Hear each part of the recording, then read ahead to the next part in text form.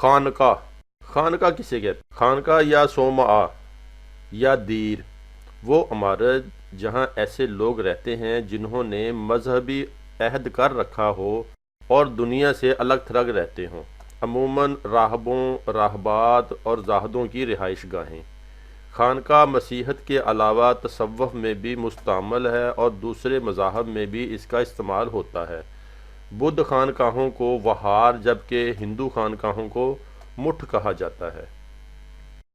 وہار سے مراد بدھ بخشوں کی خانقاہ ہے۔ وہار بدھ مت کی خانقاہ کی قدیم شکل ہے جس میں ایک طرف کھلا صحن ہوتا ہے جس کے ارد گرد کھلی کوٹھڑیاں ہوتی ہیں جن کے داخلے کا ایک ہی راستہ ہوتا ہے۔ ہندوستان میں وہار ابتدا میں بدھ راہبوں کو برسات سے بچانے کے لیے بنایا جاتا تھا جب خانہ بدوشی کی زندگی مشکل ہو جاتی تھی، پھر جب ان کی شکل بدل کر چھوٹا اسٹوب جس میں مذہبی تبرکات رکھے جاتے ہوں بنی اور گوتم بدھ کی تصاویر وسطی صحن میں رکھی جانے لگیں تو ان کی اہمیت مذہبی ہو گئی۔ مغربی ہندوستان میں اس کی تعمیر کی مثالوں سے اس کی شکل واضح ہو سکتی ہے جہاں یہ خانقاہیں چٹان کو کاٹ کر بنائی گئیں۔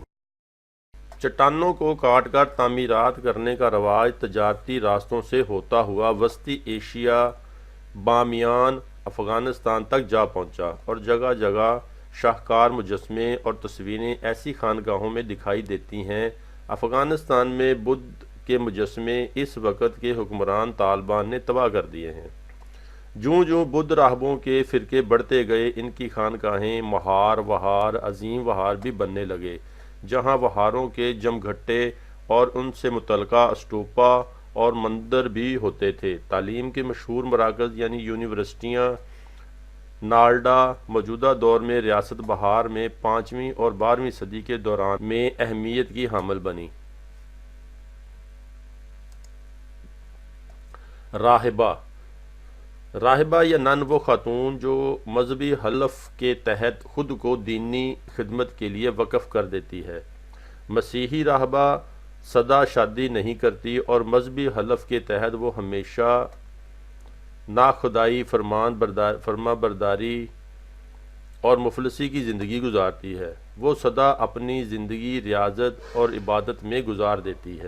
راہب، راہب جمع راہبان ان عبادت گزاروں کو کہتے ہیں جو دنیا کے ہنگاموں سے الگ تھلگ خانقاہوں اور حجروں میں مصروف ذکر و فکر رہتے ہیں۔ اس سے فعل یرہبا سے ہے یعنی وہ اللہ سے ڈرا ہوا گرجا میں عبادت کرنا۔ جو لوگ تاریخی دنیا میں ہو کر جنگل میں گرجے بنا لیتے ہیں وہ وہیں زندگی گزار دیتے ہیں، انہیں راہب کہا جاتا ہے۔ الرہبتہ ایسے خوف کو کہتے ہیں جس میں احتیاط اور اضطراب بھی شامل ہیں۔ یہود اپنے مذہبی رہنماؤں کو ربی اور احبار کہتے ہیں جبکہ مسیح قسیس اور راہب کے الفاظ ان کو یاد کرتے ہیں۔ یہ الفاظ اہل کتاب ہی کی وساطت سے عربی زبان میں آئے۔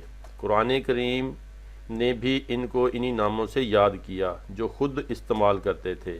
پہاڑوں کے غاروں یا دریاؤں کے کناروں یا صحراؤں کی خانقاہوں میں جا بیٹھتے تھے اور تمام لذات دنیا سے دشت کش ہو جاتے۔ اسلام نے اس رہبانیت اور قطعی تعلق کی اجازت نہیں دی کیونکہ محمد صلی اللہ علیہ وسلم نے فرمایا کہ اسلام میں کوئی رہبانیت نہیں ہے۔ بعض مسلمانوں نے بھی حضرت صلی اللہ علیہ وسلم کے زمانے میں یہ طریقہ اختیار کیا تھا، لذیذ کھانا چھوڑ دیا تھا، لوگوں سے ملنا جلنا ترک کر دیا تھا، یہاں تک کہ اپنی ازواج سے ہم بستری بھی نہیں کرتے تھے۔